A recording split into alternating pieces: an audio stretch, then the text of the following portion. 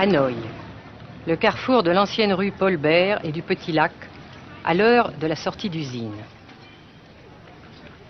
Pas une seule voiture, mais beaucoup de vélos sur lesquels se déplace lentement, machinalement la foule des travailleurs, dans une régularité impressionnante.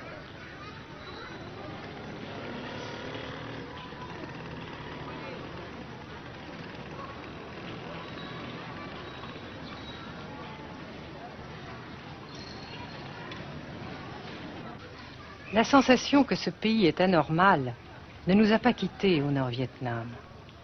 Anormal d'abord parce que toute vie individuelle a disparu au bénéfice d'un effort collectif extraordinaire. Dirigé d'une main de fer à l'intérieur d'un dispositif de sécurité draconien. Anormal ensuite parce que dans ce pays coupé en deux depuis 10 ans, un grand nombre de familles vivent le drame de la rupture qui alimente à sa façon la guerre du Sud. Est-ce que vous pensez, Monsieur le Président, qu'il y a une solution militaire à la guerre du Sud-Vietnam? Non. Parce que vous savez que le peuple Vietnam, c'est un. Et le pays du Vietnam, c'est un. Les Américains ont fait une guerre d'agression, comme qui dit, c'est une guerre non déclarée. Et, comme vous savez aussi, vous avez pu lire dans la presse, n'est-ce pas, bien mondiale, que plus la guerre prolonge, plus les Américains et leurs valets, n'est-ce pas, comment dire ça,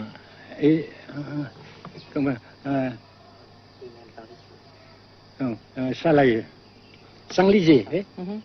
Et plus ils supportent des échecs, comme vous savez récemment, n'est-ce pas? Par conséquent, la guerre ne peut pas durer éternellement. Et je suis très heureux que les politiciens haut placés français ont reconnu cela. Vous pensez que le général de Gaulle pourrait en quelque sorte, à un certain moment, arbitrer le conflit? Arbitrer, qu'est-ce que vous comprenez par le mot arbitraire? Nous ne sommes pas des équipes de football. Hein? Mais au-delà des accords de Genève, si je ne me trompe, une idée du général de Gaulle est la neutralisation de tout le sud-est asiatique. Est-ce que c'est une idée qui vous semble intéressante? Comme j'ai déjà dit quelquefois, c'est une idée intéressante. Mais ça dépend encore de la volonté de ces peuples et la manière comment on procède à réaliser. C'est une grande question, n'est-ce pas? Et je ne peux pas dire que je suis d'accord. Et je ne dis pas que je ne suis pas d'accord, n'est-ce pas? Mais parce que vous dites, par exemple, vous dites fleurs. Fleurs, il y a beaucoup de sortes de fleurs. Il y a des roses, il y a des blanches, des rouges, etc. Et il y a qui sont bons et d'autres qui ne sont pas bons. Mais on dit fleurs. Monsieur le Président, nous avons constaté avec chagrin qu'au cours de notre voyage au Nord-Vietnam, que l'influence française était devenue à peu près inexistante dans votre pays. Les moins de 25 ans ne comprennent plus du tout le français. Et je me demande si, à votre idée, des rapports peuvent se rétablir tels que la France continue à jouer une sorte de rôle culturel ici. Avec la France, surtout, et avec tous les autres pays. Nous voulons avoir une coopération amicale, culturelle, économique, etc. Mais je suis sûr que vous ne voulez pas avoir, n'est-ce pas, que la France ait l'influence qu'elle avait avant. C'est une autre chose. Naturellement, c'est une autre époque. Mais coopération culturelle, économique, qu'est-ce qu'il y a encore, sportive par exemple, etc., n'est-ce pas, nous le désirons. Si la guerre se cristallise au sud et se poursuit encore pendant quelques années, pensez-vous que l'avenir économique du Nord-Vietnam soit viable? Je suis sûr que c'est non seulement viable, mais ça progresse.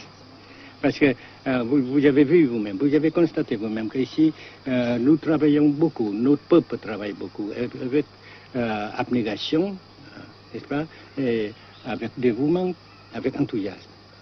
Et d'un côté, nous travaillons pour, comment dirais-je, pour, principalement, n'est-ce pas, de nos propres forces, de nos propres...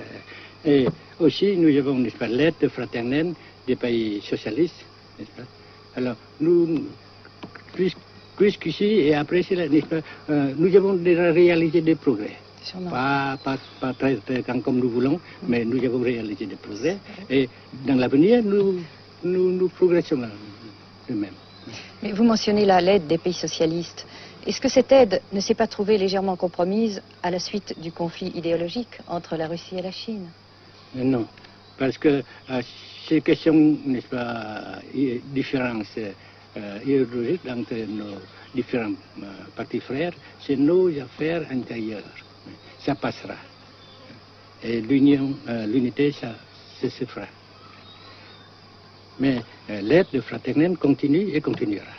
Et c'est très précieux pour nous. Bien sûr. Mais certains ont l'impression chez nous, Monsieur le Président, que le Nord-Vietnam se trouve actuellement assez isolé, asphyxié même, et que politiquement, il pourra difficilement éviter de devenir une sorte de satellite de la Chine. Qu'est-ce qu'on peut répondre à cela? Jamais.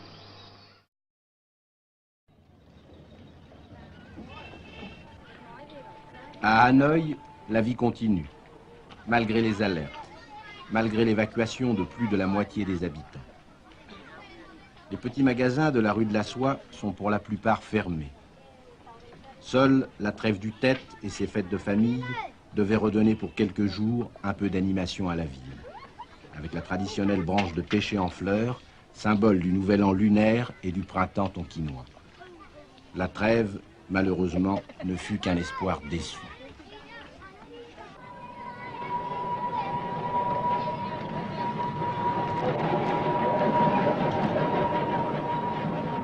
Dans les rues, de grands panneaux de propagande donnent les informations de guerre, les statistiques officielles et quotidiennes des pertes américaines.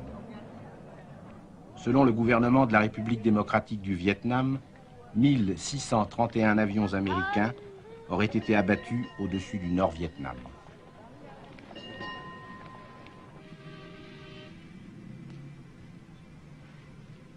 Le grand pont d'Oumer, construction métallique de 2 km de long à la sortie nord-est de Hanoï, assure toujours la traversée du fleuve Rouge.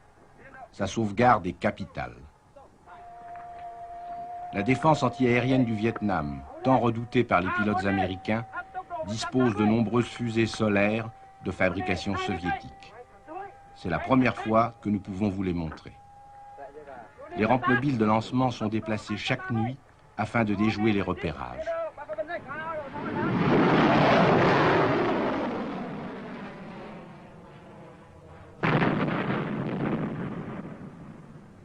Selon les milieux officiels de Hanoï, 54 avions de l'US Air Force auraient été abattus en 1966 par la seule défense antiaérienne de la capitale.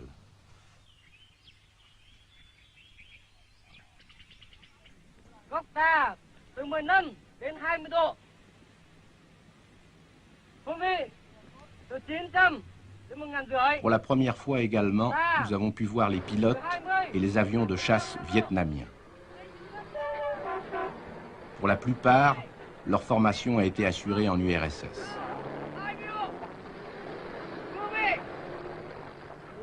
L'état-major des forces aériennes du Vietnam se défend d'utiliser des pilotes ou des spécialistes étrangers.